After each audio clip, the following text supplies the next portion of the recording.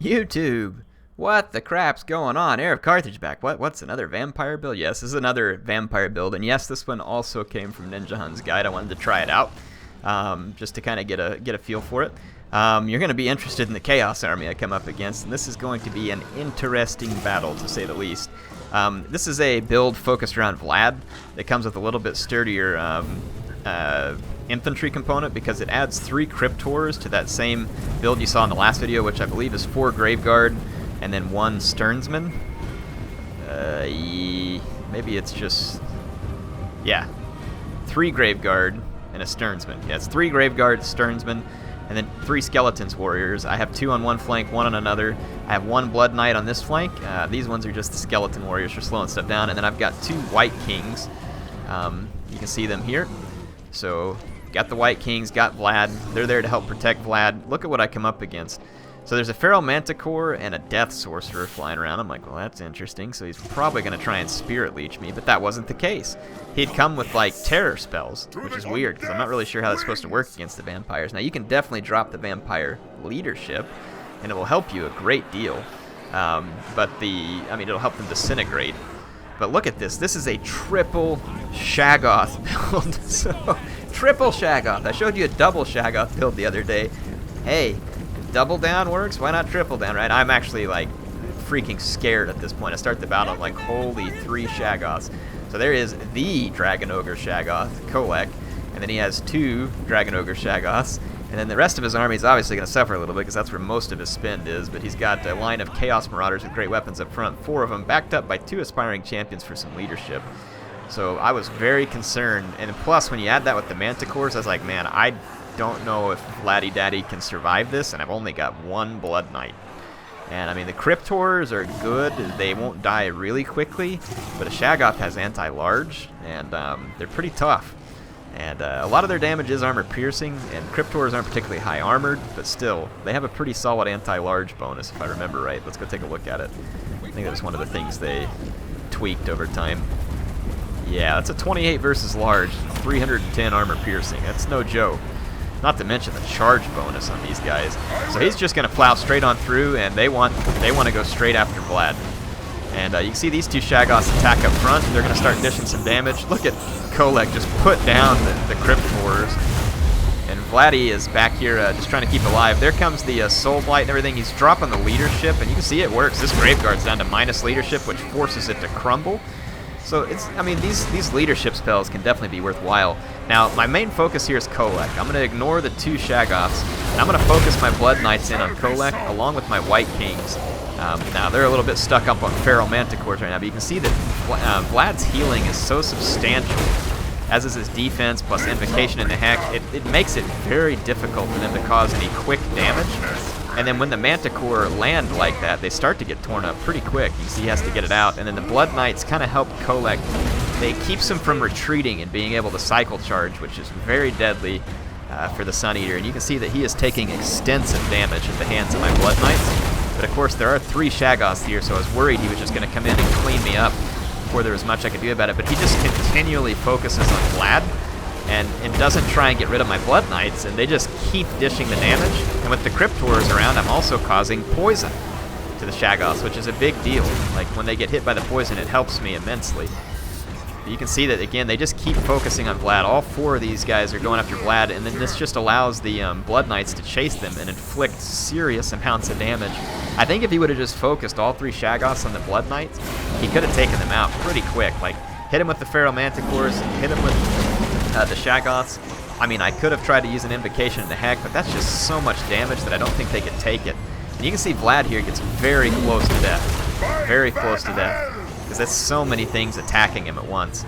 But, I mean, again, with the White Kings down here, the Cryptors, and the Blood Knights, the Chaos Leadership is taking a beating. And Vlad just continues to shrug it off with all the healing. Look how much healing he can do. Oh, now he's done. But yeah, anyway, you can see just how much damage he took up in there. He's already used all that healing. That's how fast he can use up his healing. Very, very quick. I'm going to be able to take down Kolek here. And at this point, even if he takes out Vlad, I have 2 White Kings, which is going to put him in pretty rough shape because White Kings dish some nice damage and they provide leadership to the remaining vampire units. And And with Kolek down, the leadership for the Chaos Forces is going to start to tank, especially when you look at the balance bars. So extremely frightening whenever I saw this build. But the build I had the tools to beat it in the end because my opponent wasn't able to focus out the key units there. At least I don't think he would have successfully been able to. Now I'm kind of curious. I might go run a test real quick since it's a relatively short fight. If I go do the custom battle, and I don't have my no lord needed mod turned on right now, so we'll have to put a lord in there. But let's just get the let's get the triple shaggoth build here, and I'm not going to use any special abilities or anything else like that. Dragon ogre shaggoth. So we're going to get 2 of them, and I'm going to come over here. And I'm going to pick up vampires, and I have to put like a lord out here, so I'll just throw a master necromancer. Or heck, let's just throw Vlad to make all things equal. And there we go, we'll throw in a blood knight. And let's see whether or not I can successfully wipe out the blood knight in a hurry. And what we'll do, just to encourage Vlad, and I had this ability during the battle too, I'm going to leave Invocation of Nehek on, and I'm going to turn this other stuff off so that it encourages Vlad to use the healing spell on the tube. And what we're going to see here is whether or not I can use the triple shaggoths to quickly knock out a Blood Knight. Because the Blood Knight is, like I said, going to be the one that's going to be dealing significant damage to large units. And now there's other units that can. A Terrorgeist has anti-large. And they can be used to decent effect if they charge properly and are able to get in and out. They get a little bit squishier when they get pinned down in combat. Shaggoths are also very, very quick. Some cavalry can't even catch them. 80 speed and then 78 speed for the other ones. I mean, they are fast.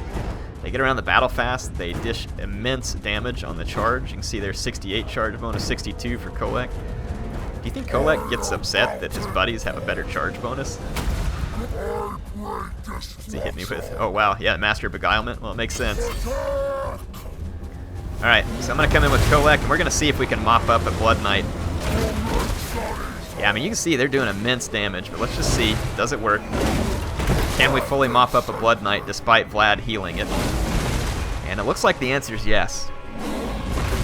So with the triple shaggoth focus, and I still take some nasty damage, look at it. But I think it's a matter of focus, right? So he's trying to use Invocation of Nehek, and it just doesn't work. The Blood Knights get spanked. Now obviously the Cryptors helped a little bit too, because in the actual battle there was Cryptors involved. And here, Vlad's actually going to like miss a whole bunch of damage because he's just going to get knocked around so much by the 3 shaggoths. So he's going to spend plenty of time healing because my guys are like fighting over who gets to actually pound his face. But yeah, this is a good example, I think. It's a good example of what would have been possible had he focused on my Blood Knights. And again, there was Cryptors, there was other thing in the mix, wouldn't have worked quite so cleanly, but you see all 3 shaggoths, they can definitely smash out a unit of Blood Knights, and they can do it in a pretty big hurry, and that was with the support of Invocation of Nehek and with a Lord nearby. So now you know why I was so scared of this build, and you can see that Vlad just gets turned into an undead punching bag when left to the resources least 3. Now I'm not sitting here saying that I think the triple shaggoth build is a good build. Maybe it is, maybe it isn't. If people don't really know the right way to use it, or if people aren't as good at countering it, yeah, it can certainly probably be pretty effective. But yeah, just saying that's kind of what I would have expected there. Hope this was informative. And again, if you want to see some of these builds that Ninjahund put together, I'll have a link in the description of this one too. Feel free to go check it out. He's got a great guide. It has some great armies for you if you need some help getting started on how to build armies with each faction. It has every faction listed. It has several example armies for each faction. Now, of course, you can go on to build your own. And he even gives you some advice on how to use those armies and what they're good against. So again, it's a great strategy guide. Definitely feel like you should go check it out. Link is in the description. Hope you all enjoyed this one. Hey, I appreciate MSI sponsoring the build that I'm recording with. They gave me the motherboard. It's fantastic. Helps me bring you quality videos, and appreciate their support. I appreciate you, the awesome viewers, who come and watch each video and leave all the awesome comments and make this fun for me. You're fantastic. And a special appreciation to all those who are supporting me on Patreon. That is extremely helpful to me. Those donations, like the other day, my router crapped out, and it was, to have a router that's going to be good for the gaming and everything else. I mean, it was over $100, very expensive, and folks who donate, that helps me very much be able to keep up all of this broadcasting. I have to pay for software and a bunch of other things. It's just extremely helpful and extremely kind. of those who are able to do it, so I very much appreciate them. Hope to see you soon. HeirofCarthage signing out for now.